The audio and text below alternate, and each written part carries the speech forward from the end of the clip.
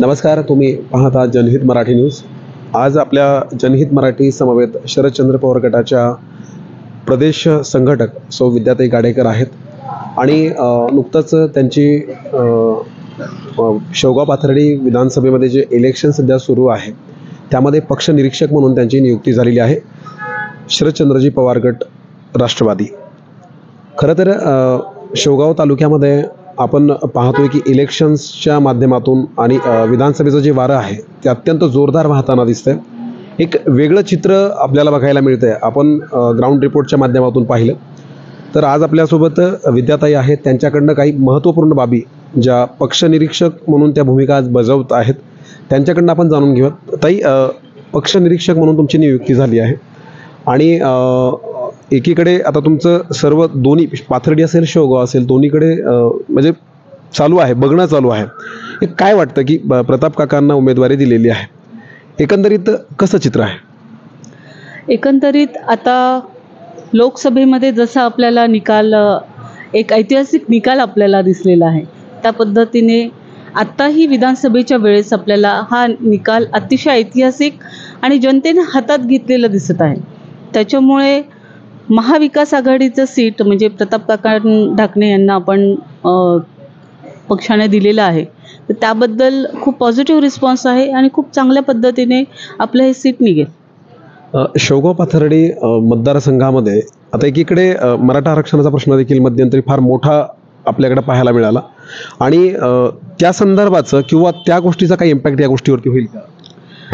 इतकासा त्या गोष्टीचा मराठा आरक्षण किंवा ओबीसी मराठा जो आपल्याला वाटतोय तेवढा वाद किंवा त्याचा काही इम्पॅक्ट इतकासा काही होणार नाही, कारण जनता खूप जाणकार आहे आणि जनतेलाही या स्टेटमेंट्सचा किंवा निवडणुकीच्या प्रक्रियेमध्ये ज्या आपण काही गोष्टी एका जातीला पकडून किंवा एका संघटनाला एका गटाला पकडून निवडणूक पॉसिबल नाही आहे हे जनतेलाही कळालेलं आहे। आणि ओबीसी मराठा हा वाद किंवा मराठा आरक्षण हा मुद्दा अतिशय वेगळा आहे, तो इलेक्शनवरती इतकासा परिणाम होणार नाही। ताई, भाजपाच्या विद्यमान आमदार मोनिकाताई राजळे यांना तिसऱ्यांदा भाजपानं उमेदवारी दिलेली आहे। एकंदरीत शेवगाव पाथर्डी मतदारसंघामध्ये विकासाचा मुद्दा असेल, अनेक मुद्द्यांवरून एक वेगळी चर्चा पाहायला मिळते आणि एक वेगळा सूर निघतोय, तर नेमकं शेवगाव पाथर्डी मतदारसंघाचा विकास झालाय का? आता तुम्ही ज्या पद्धतीने मला प्रश्न विचारला की दोनदा आमदार इथे एक महिला मोनिकाताई राजळे दोनदा आमदार आहेत, आता तिसऱ्यांदाही त्यांना तिकीट मिळालेलं आहे, तर कुठेतरी याचा प्रश्न पक्षानेही विचार करायला पाहिजे होता आणि जनताही संभ्रमात आहे की दोनदा 10 वर्ष तुम्ही आमदार राहून एक महिला, मी नेहमी म्हणते एक महिला नेतृत्व किंवा मी पण एक महिला आहे, महिला प्रत्येक गोष्ट खूप अतिशय सुंदर ठेवते, जसं कुटुंब सुंदर ठेवते, घर सुंदर ठेवते, त्याच पद्धतीने जे पण ती काम करते म्हणजे प्रोफेशनमध्ये सुद्धा जे काही प्रोफेशन करते ते अतिशय नीटनेटकेपणाने हँडल करते।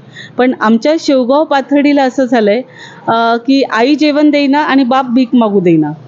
ज्या पद्धतीने आमच्या विद्यमान आमदारांनी जे काम केलेलं आहे गेल्या 10 वर्षात, पत्रकार बंधूंनी जर प्रत्येक ठिकाणी जर तुम्हाला आढावा दिला, मग ते रस्ते असतील, ते कुठले चौक असतील, कुठल्या चौकाला दिलेलं नाव असेल, कुठल्या नेत्यांचं नाव दिलं असेल, काही ठिकाणी तर अगदी हास्यास्पद गोष्टी आहेत की एका ठिकाणी एका नेत्याचं नाव देऊन तो चौक उभारला गेला आणि तिथे अतिशय 2x2चा छोटासा फोटो टाकण्यात आला आणि त्याच्यासाठी लाखो रुपये त्यांच्या जवळच्या नजीकच्या कॉन्ट्रॅक्टरनं घेतलेलं आहे।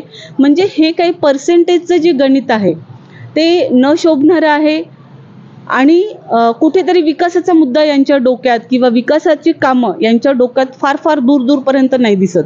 कारण विचार करा, शेवगावमध्ये धरण अतिशय जवळ आहे, अनेक वर्षापासून राजकारणाचा हा मेन मुद्दा असतो की शेवगावमध्ये पिण्याचं पाणी म्हणा आम्हाला घरामध्ये मिळावं।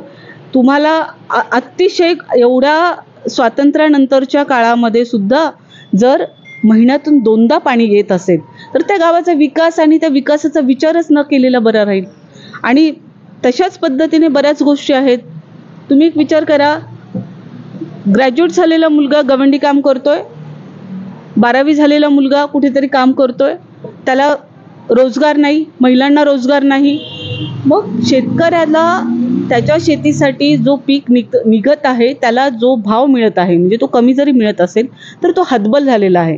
आणि जर शेतकरी राजा एवढा हतबल आपल्याला दिसत आहे, त्याची मुलं जर कुठे विकासाच्या दृष्टीने किंवा कुठल्या चांगल्या स्वप्नांमध्ये रोजगाराच्या शोधामध्ये जर फिरत असेल तर तेही काही होप्स या शेवगाव पाथर्डीला दिसत नाही आहे. आणि जो नगर परिषदेचा जो कर आहे, टॅक्स आहे, तो तर अगदी व्यवस्थित घेतला जातो, भरला जातो. पाणीपट्टी असेल, घरपट्टी असेल, कुठेही अंतर्गत गटारीची सोय नाही, कुठेही पाण्याची सोय नाही, कुठेही कसलं नियोजन नाही. मग यांनी विकास काय केलाय हा प्रश्न मला त्यांना विचारावासा वाटतो. यांनी विकास केला काय? शेवगाव पाथर्डी मतदारसंघामध्ये आता प्रताप काकांची उमेदवारी आहे आणि प्रताप काकांना एकंदरीत आता तुम्ही पक्ष निरीक्षक म्हणून काम बघतायत, प्रतिसाद मिळतोय का? प्रतिसाद खूप चांगल्या पद्धतीने मिळत आहे.